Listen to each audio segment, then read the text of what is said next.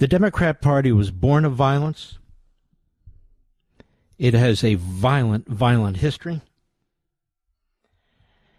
And it is a violent entity today. It not only promotes violence with its propaganda, with its scare tactics, with its fear-mongering, and it does so for power. But it invites the most violent elements into its ranks. Violent felons, they insist, many of whom are still in prison, should be able to vote. Open borders without limitation. We saw that for 4 years. Without limitation. Invites violence, drug cartels, terrorists, criminals.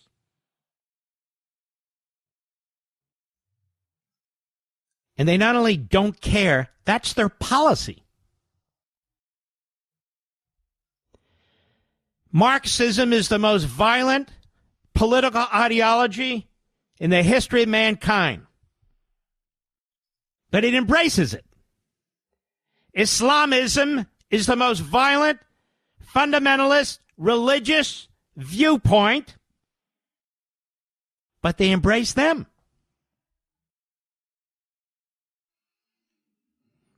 You have mayors and city council members, Democrats, who run on attacking the cops, who run on attacking federal law enforcement, ICE, the Border Patrol, backed by Biden and the Democrats. They use the same propaganda that was used in the 1920s and 30s by fascistic regimes.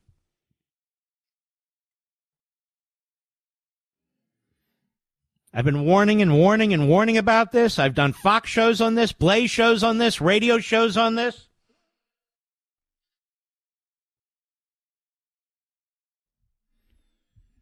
Law and order. Their idea of law and order? George Soros prosecutors who don't prosecute. To eliminate misdemeanors, Mondami says, and he's leading by double digits. The Jew hatred on our colleges and university campuses, in the streets. And by the way, they're not the only ones. Those who trash Trump and Reagan and conservatism are no better. They're going to get people killed too. When the Jews are responsible for everything and anything, they're going to get people killed too. But you see, for we conservatives and Republicans, that cabal is the exception. For the Democrats, it's the rule. The targeting of Supreme Court nominees like Kavanaugh, like Clarence Thomas, the targeting of Supreme Court justices like Sam Alito and Thomas again.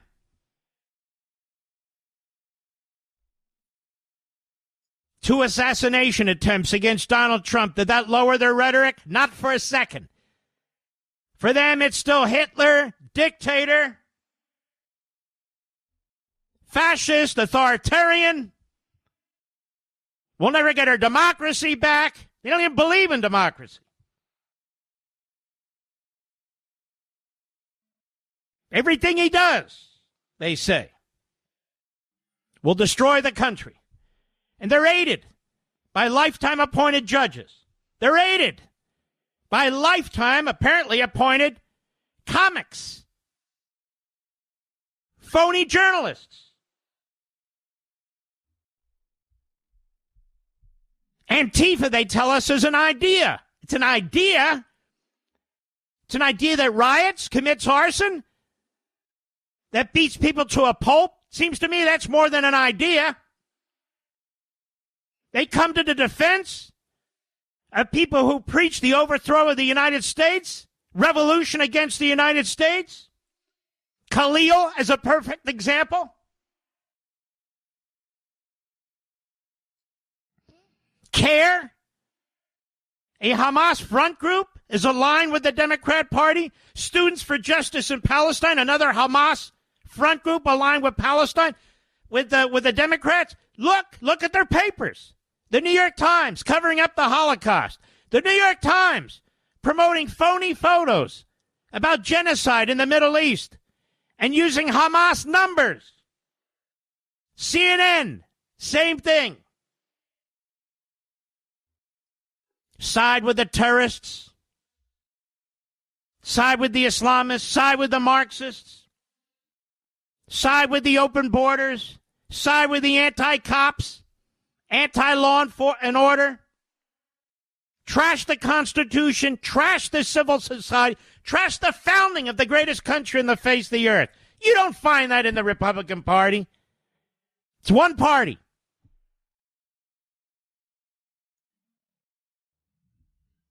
The hate is ubiquitous. That doesn't mean there aren't some nut jobs who aren't Democrats, maybe Republicans, maybe nothing. The problem is this systemic issue within the Democrat Party. It was built on violence, and it promotes violence. They can talk about guns all they want. Let me remind you, guns won World War II. Guns stopped Hitler. Guns stopped Tojo. Guns stopped Mussolini. It depends who has the trigger. Their finger on the trigger. Local law enforcement, they have trashed and trashed and trashed again. Federal law enforcement, now it's ICE. ICE that dares to enforce the law. ICE's job is to comply with the immigration laws, to deport people who are here illegally. The problem for the Democrats is they brought these people in here illegally. They want them to be Democrats. They want them to affect the election results. They want them to affect the gerrymandering and how many seats they have in the House. I wrote the whole book on it, On Power. This is what it's all about. All about. Not democracy or republicanism, not the Constitution or the Declaration. You have a Democrat in the Senate from Virginia, for God's sakes. Tim Kaine. Your rights come from government. And if you think they come from God, then you're like an Islamist. Your rights come from God. Your earthly laws come from man. You dumb bastard. You don't even understand anything. But there's the dumb and then there's the purposeful. There's the Bernie Sanders.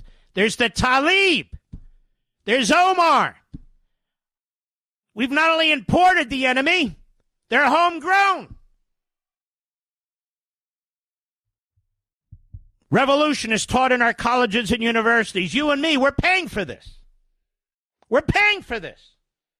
Folks, I have a question for you. Do you believe America's best days are still ahead? With the 250th anniversary of the signing of the Declaration of Independence coming up in less than a year, my friends at the Heritage Foundation are taking stock of the current situation, and they need your input. They've launched a survey on America's future to gauge how Americans feel right now about where we are as a nation and where we're headed in the next 250 years. You know, for decades, your American values have been under attack, but now, with President Trump's administration in office, we have an opportunity to turn the tide and usher in a new golden age for America. But the Heritage Foundation needs to hear from you. What policies do patriots like you most care about? What do you believe are the defining principles of America? What legacy do you believe we should pass on to the next generation? Please visit heritage.org/Levin today and share your feedback and help shape the future of America. That's heritage.org/LEVIN. Paid for by the Heritage Foundation. And so there's another attack on another detention center.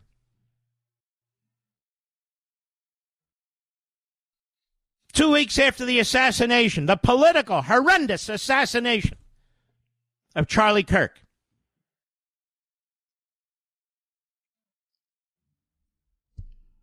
After two attempted assassinations on the President of the United States, after United Healthcare's CEO was shot in the back and murdered, and a GoFundMe page is organized. T-shirts.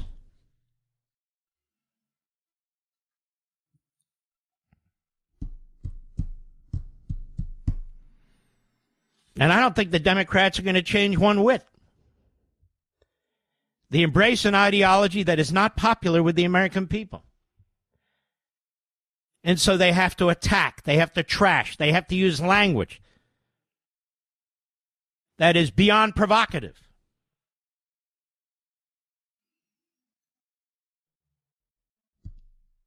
The Democrat Party has become, quote unquote, the Democratic Socialist Party. I told you this before. It's not their base, it's the party. And if you disagree, you better get the hell out as fast as you can. They talk about lawfare, Donald Trump trying to even the score. Isn't that funny? Even what score, Mr. Producer? So there's a score to even? They don't even understand what they're saying. Retribution. Retribution for what? For trying to destroy him and put him in prison. In one jurisdiction after another. They destroyed our Department of Justice. They destroyed our FBI. They destroyed our justice system. How dare you indict James Comey, who lied before Congress? That's the allegation. How dare you? How dare you use the same tools and mechanisms that have been used against Trump and others, and they'll use them again. But if, in fact, Comey lied before Congress, isn't that a crime?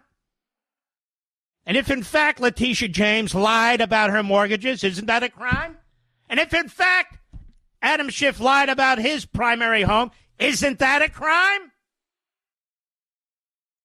It's not retribution. They seek immunity.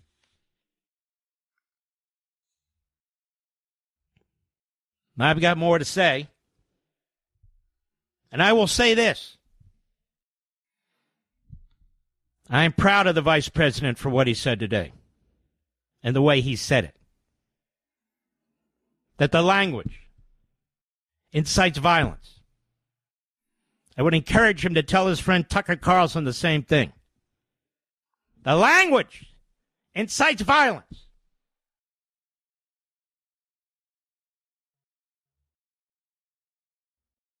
That said, to act like it's both parties is ridiculous, is absurd, because it's not. That doesn't mean there's not a kook who's a Republican. Of course. That's different than having a party that is founded on violence, that has lived on violence, that opens the border to violence, that undermines the cops to violence, that installs radicals as prosecutors who have a blind eye to violence. That's a different situation altogether.